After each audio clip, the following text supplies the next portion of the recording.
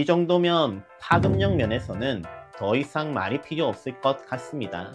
찰스 스펄전 같은 목사님은 철로 역정만 100번 이상 읽으셨다고 하시니까요. 그런 면에서 철로 역정을 읽다 보면 우선 인간에 대한 이해가 깊어집니다. 십자가 앞에서 죄의 짐을 벗어버렸다고 인생이 끝나는 것은 아니죠.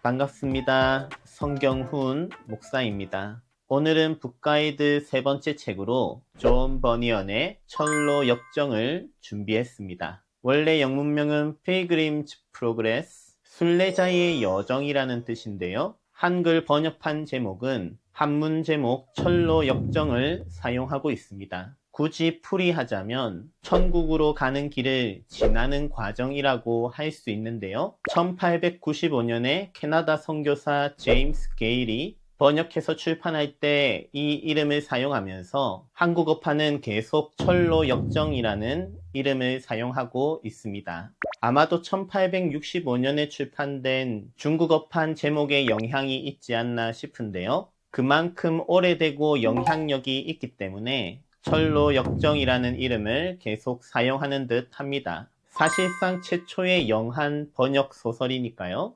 한국어 역사에 있어서도 굉장히 의미 있는 작품이죠. 사실 한국어로 번역되기 이전부터 수많은 언어로 번역되었기 때문에 세계 문학사에 있어서도 영향력 있는 작품이라 할 수 있습니다. 영미 문학사에 있어서는 성경 다음으로 많이 보급된 책이라고 하니까요. 셰익스피어의 책보다 더 많이 읽혔다고도 볼 수 있습니다. 뿐만 아니라 1678년에 출간된 철로 역정은 첫 해 동안 무려 3판이나 찍혔고요. 존 버니언이 세상을 떠난 1688년, 10년 정도 지났을 때는 13판까지 10년 만에 10만 권 이상 판매되었다고 합니다. 당시에 이미 뉴 잉글랜드, 지금의 미국 북동부에도 보급이 될 정도였고요. 지금도 출간된 지 300년이 넘은 책이지만 꾸준히 읽히고 있죠. 한국어판만 해도 수십 종이 나왔습니다. 기독교 출판사뿐만 아니라 서예문집, 열린책들 같은 일반 출판사에서도 낼 정도니까요. 심지어 미국에서는 마블에서도 철로 역정 만화책을 내기도 했습니다. 뮤지컬, 애니메이션까지 다양한 매체로도 보급되는 중이니까요. 이 정도면 파급력 면에서는 더 이상 말이 필요 없을 것 같습니다. 아마 제가 읽었던 책 중에서 가장 많이 읽었던 책도 철로 역정이 아니었나 싶어요. 왜냐하면 새로운 번역판이 나올 때마다 사서 읽었었기 때문에 최소 7번 정도는 읽었던 것 같은데요.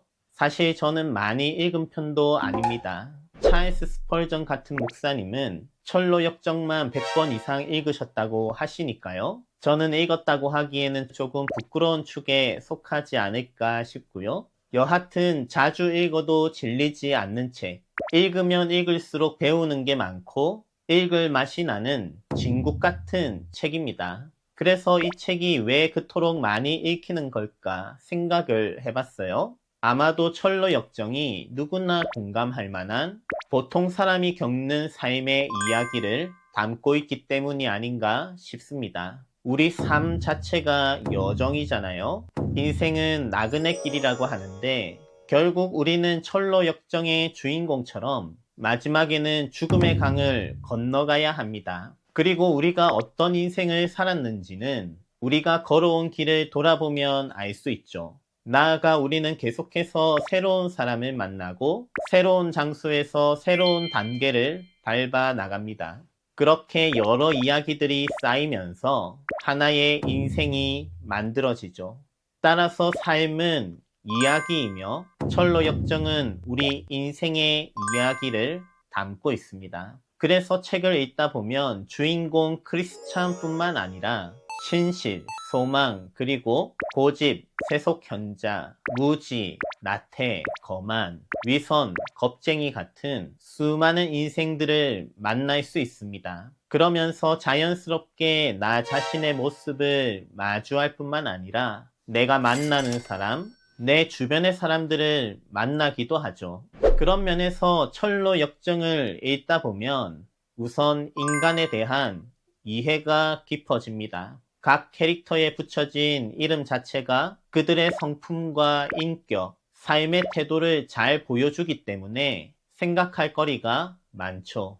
뿐만 아니라 크리스찬의 여정 속에서 독자들은 자신이 어느 단계에 있는지 자기 인생을 돌아보며 점검할 수 있습니다. 그리고 그 비슷한 순간을 이겨낼 힘과 지혜를 얻는 것이죠. 그런 면에서 철로 역정은 뭔가 길을 잃었다는 생각이 드는 순간마다 읽어야 할 책입니다. 그렇게 읽으면서 내가 지금 어느 단계에 있는가, 그리고 나는 어디로 가고 있는가와 같은 질문을 통해 스스로를 점검하며 방향성을 잡기 좋은 책이죠. 그렇게 보면 사실 매해마다 읽어야 할 책입니다. 그리고 아마도 그와 같은 실용성과 대중성 때문에 철로 역정이 꾸준히 읽히는 고전이 되지 않았을까 싶습니다. 보통 철로 역정을 전도형 책으로 보는 경우가 많은데요. 사실 철로 역정에는 왜 예수님을 믿어야 하는가 라든지 그런 변증적이고 설득적인 내용이 없습니다. 물론 처음부터 주인공이 전도자를 만나면서 좁은 문으로 안내를 받지만 그 전에 주인공은 이미 성경을 읽고 멸망의 도시에 대한 심판을 생각하며 눈물을 흘리는 중이었죠. 그렇게 좁은 문에 들어가기까지의 내용이 10% 정도밖에 되지 않기 때문에 전도용 책자라고 보기는 조금 어려워 보입니다. 전도가 목적이라면 앞서 소개드린 기독교의 기본 진리가 가장 적절하지 않나 싶어요. 철로 역정은 전도라기보다는 한 사람이 부름을 받아 회심하고 칭의를 거쳐서 성화와 영화에 이르기까지 구원의 서정을 간접적으로 경험하게 해주는 책이죠. 주인공이 좁은 문을 거쳐 해석자의 집에서 복음을 배우고 십자가 언덕에서 죄의 짐을 벗어버리기까지가 3분의 1 정도 분량입니다. 보통 그 순간을 칭이라고 부르고요. 마지막 죽음의 강을 건너 천성으로 가는 영화의 단계까지 3분의 2가 그리스도인들이 이 땅에서 겪는 성화에 대한 내용입니다. 십자가 앞에서 죄의 짐을 벗어버렸다고 인생이 끝나는 것은 아니죠. 이후에 여러 가지 시험을 당합니다. 때로는 영적으로 무장하며 악한 세력과 영적인 싸움을 해야 할 때도 있죠. 뿐만 아니라 허영의 시장에서 여러 가지 유혹을 받기도 하며 절망 거인에게 사로잡혀 큰 위기를 겪기도 합니다.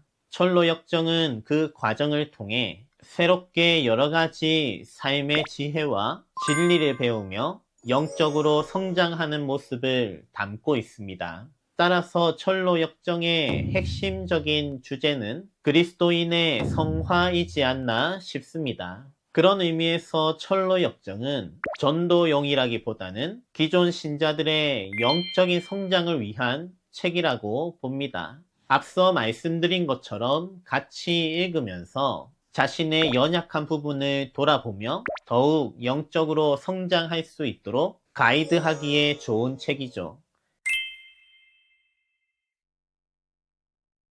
특별히 가이드라는 측면에서 저희 소울 가이드 미니스트리와도 굉장히 어울리는 책인데요. 사실 제가 소울 가이드라는 이름으로 사역을 하게 된 데에는 물론 몇 가지 영향을 끼친 책들이 있지만 철로 역정도 그 중에 하나입니다. 왜냐하면 철로 역정의 이야기는 한 개인의 이야기라기보다는 동역자와 공동체의 이야기이기 때문입니다. 처음에 전도자도 그렇지만 해석자의 집에서 주인공을 가르친 해석자라든지 이후에 신실 또는 믿음 그리고 소망에 이르기까지 계속해서 주인공과 동행하며 주인공에게 도움을 주는 인물들이 나타납니다. 일종의 가이드이죠. 바른 길, 천국으로 가는 길을 안내하는 인물들입니다. 특히 아름다움의 집에서 문지기부터 분별, 경건, 신중, 자비 같은 좋은 공동체를 만나죠. 교회 공동체의 본질을 보여주는 장면입니다. 특히 주인공이 떠나기 전에 그들이 주인공을 전신갑주로 무장시키는 장면이 그렇죠. 그리고 겸손의 골짜기, 사망의 음침한 골짜기를 지나 신실을 만나 함께 동행합니다. 비록 허영의 시장에서 신실이 순교하지만 이후 소망과 함께 죽음의 강을 건너 천국까지 나아갑니다. 그렇게 주인공 크리스천의 구원 여정에는 항상 신앙의 동력자, 영적인 가이드가 함께 했습니다. 특별히 절망 거인의 의심의 성에 갇혔을 때 주인공은 스스로 목숨을 끊고 싶을 만큼 큰 절망에 빠졌습니다. 아마도 존 버니언도 감옥 생활을 오래 했었기 때문에 자신의 경험을 바탕으로 이 부분을 쓰지 않았을까 싶은데요. 그때 소망이 주인공에게 힘과 용기를 주었듯이 존 버니언 곁에도 비슷한 동료들이 있지 않았을까 싶습니다. 이처럼 철로 역정은 우리가 가는 구원의 길이 혼자서만 가는 외로운 길이 아니라는 점을 분명히 보여줍니다. 아무리 믿음의 길을 잘 걸어가더라도 절망에 빠질 때가 있죠. 연약해질 때가 있습니다. 우리 평생을 통해 걸어가야 할 길이기 때문에 때때로 멀게 느껴질 수도 있고 험한 일을 만나거나 외로울 때도 많습니다. 그렇기에 우리에게는 해석자의 집, 아름다움의 집과 같은 교회 공동체나 신실과 소망과 같은 동력자가 필요합니다. 구원의 길은 함께 가는 길이죠. 그렇기에 저와 소울가이드 미니스트리는 앞으로도 여러분들과 계속해서 구원의 길 가운데 동행하며 영혼의 가이드이자 동력자가 되도록 하겠습니다. 이제 철로 역정 북 가이드를 마무리할 시간인데요. 철로 역정은 지난 시간 C.S. 루이스가 온 세상을 놀라게 만든 책이라고 극찬했듯이 지난 350여 년 동안 역사와 문학, 심리학과 사회학, 교육학 등 다양한 분야에서 놀라움을 준 책입니다. 하지만 그 가운데서도 가장 놀라운 부분은 철로 역정이 담고 있는 신학과 영성입니다. 철로 역정에는 수많은 비유와 알레고리, 시가 등장하지만 곳곳에 성경 말씀을 배치하며 이 이야기가 단순한 소설이 아니라 성경의 메시지를 담고 있음을 분명하게 보여줍니다. 특별히 여러 가지 눈길을 끄는 물건들을 판매하는 허영의 시장에서 주인공과 신실이 우리는 진리를 사겠소 라고 말하는 부분이 기억에 남습니다. 진리는 곧 그들이 나아가는 방향성을 가리켜 주죠. 신실은 이 진리에 자기 목숨까지 걸었습니다. 그렇게 그리스도인들의 삶은 이 땅에 안주하지 않고 철로 역정의 제목처럼 계속해서 천국을 향해 프로그레스, 전진하는 인생입니다. 기독교는 분명한 방향성을 가진 종교이죠. 아마도 그런 의미에서 존 버니언 같은 청교도들이 당시 왕당파와 의회파 간의 전쟁, 그리고 국교회와 비국교회 사이에 교파적인 갈등으로 어지러운 세상 속에서 더욱 두각을 나타내지 않았나 싶습니다. 누구든 분명한 방향성을 가지고 주어진 시간을 잘 관리하며 정돈된 삶을 살아간다면 아무리 어지러운 세상이라 하더라도 확실한 결과물을 보여줄 수 있죠. 그게 존 버니언의 삶이자 영성이었고 당시 청교도들이 남긴 영적인 유산이기도 합니다. 단순히 교리만 붙드는 것이 아니라 실제 삶 속에서 살아내고 변화를 이끌어내는 힘이 바로 청교도들의 영성입니다. 그래서 제임스 패커 역시 영국 청교도들의 책들을 실용적인 작품들이라고 불렀습니다. 그렇게 철로 역정이 오늘날에도 영적인 힘을 발휘하며 여러분들과 저의 삶을 변화시키고 이끌어가는 좋은 영적인 가이드가 될 것으로 확신하고요. 저는 이만 다음 달에도 좋은 책으로 찾아뵙겠습니다. 샬롬.